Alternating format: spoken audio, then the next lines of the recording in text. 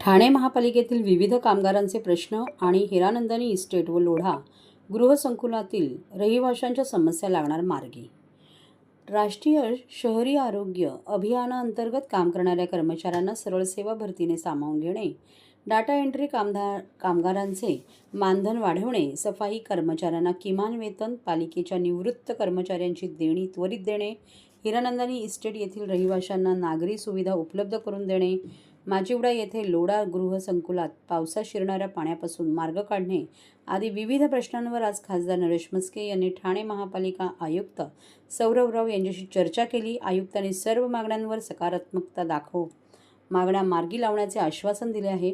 ठाणे महापालिका आयुक्त सौरभ राव यांच्या दालनात खासदार नरेश म्हस्के यांनी भेट घेऊन विविध विषयांवर चर्चा केली. यावेळी हिरानंदानी इस्टेट फेडरेशन लोढा गृहसंकुलातील सोसायटीचे पदाधिकारी, पालिका अधिकारी उपस्थित होते. राष्ट्रीय शहरी आरोग्य अभियानाअंतर्गत ठाणे महापालिकेच्या माध्यमातून गेली अनेक वर्षे कामगार ठाणेकरांना आपली सेवा देत आहे. शासन अध्यादेशाप्रमाणे सरळ सेवेतून त्यांना पालिकेत सामावून घेणे अपेक्षित आहे. याबाबत आयुक्तांकडे हा विषय प्रलंबित आहे. 10 वर्षांपेक्षा अधिक काळ सेवा देणाऱ्या 70% कामगारांना पालिकेत सामावून घेण्याची मागणी खासदार नरेश म्हस्के यांनी केली. आयुक्त सौरभराव यांनी या मागणीला सकारात्मकता दाखवत पालिकेत सामावून घेण्याची प्रक्रिया लवकरात लवकर मार्गी लावण्याचे आश्वासन दिले.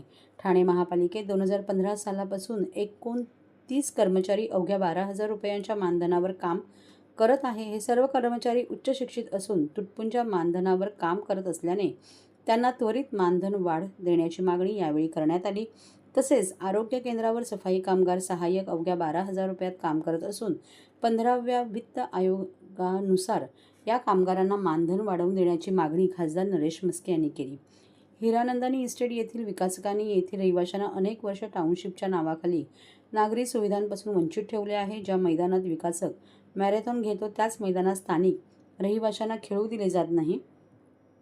मोकळ्या भूखंडावर क्लब हाऊस, ॲम्फी थिएटर उभारले जाऊ शकते, मात्र टाउनशिपचे नाव घेत या सुविधांपासून रहिवाशांना वंचित ठेवले जात आहे. या विकासकावर त्वरित कारवाई करावी अशी मागणी यावेळी खासदार नरेश म्हस्के यांनी केली. तसेच टाउनशिप पूर्ण व्हायला अजून 25 वर्षे जातील तोवर रहिवाशांना वाऱ्यावर सोडले जाणार का असा प्रश्न त्यांनी विचारत तातडीने नगरविकास खात्याचे सचिव असीम गुप्ता यांच्याशी नागरी सुविधांबाबत पत्रव्यवहार पालिकेने करण्याची सूचना केली. यावेळी हिरानंदानी इस्टेट फेडरेशनची कमिटी शाखा प्रमुख प्रवीण नागरे उपस्थित होते. थोड्याशा पावसाने माजिवडा येथील लोढा पॅराडाईज गृहसंकुलातील 13 इमारतींच्या बेसमेंटमध्ये नाल्यातून येणारे पाणी 10 फूट तुंबते.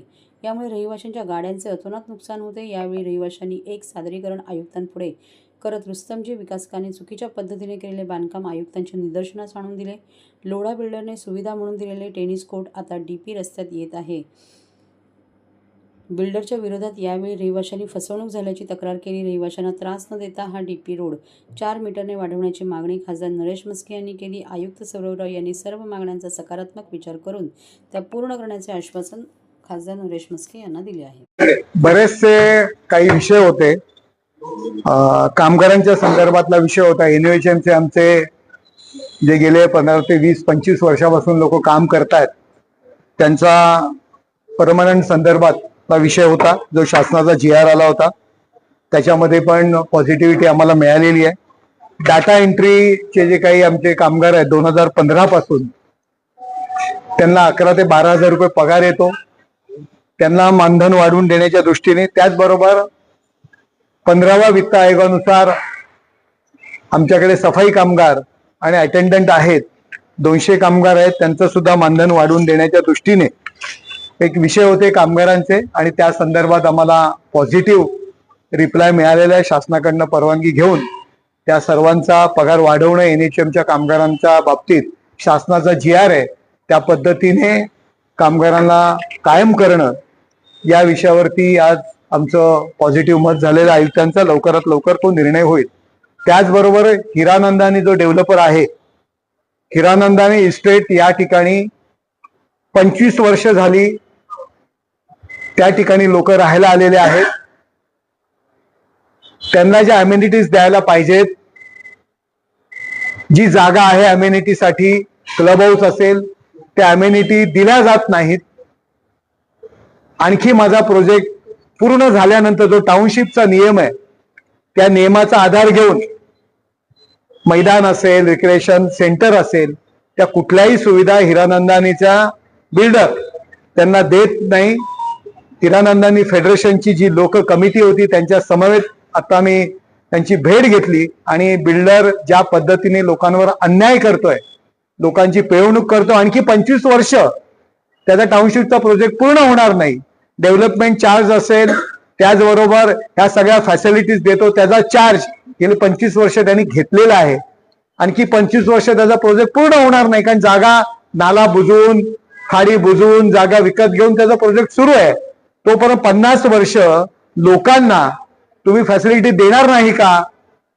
तो त्या कायद्याचा उपयोग करून लोकांना फॅसिलिटी देत नाही. ज्या मैदानावर स्वतः मॅरेथॉन करतो, परंतु त्या हिरानंदानी इस्टेट परिसरातील लोकांना त्या मैदानावर खेळून पण देत नाही.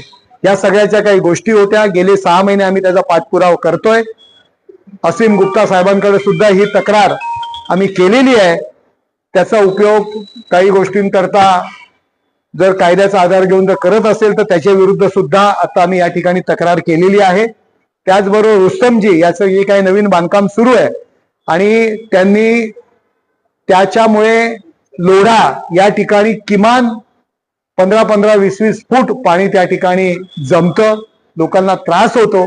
नाल्याचा जो काही प्रॉब्लेम्स आहे, त्या ठिकाणी एक रस्ता जातोय. ज्या लोढा बिल्डरनी लोकांना बॅडमिंटन कोर्ट डीपीच्या जागेवरती बॅडमिंटन टेनिस कोर्ट म्हणून बांधलं आणि आता रस्त्याच्या डीपी कामानिमित्त ते पूर्ण आता उद्ध्वस्त होत आहे आणि सोसायटीची जागा सोसायटीला मिळत नाही, सोसायटीचं कंपाऊंडही घालता येत नाही. तो जो काही रस्ता जातोय तर तो रस्त्यासाठी तो रस्ता थोडा शिफ्ट करणं याकरता आता आम्ही आयुक्तांची भेट घेतली. सर्व त्या ठिकाणचे रहिवासी उपस्थित होते आणि सगळ्याला पॉझिटिव्ह रिप्लाय मिळालेला आहे.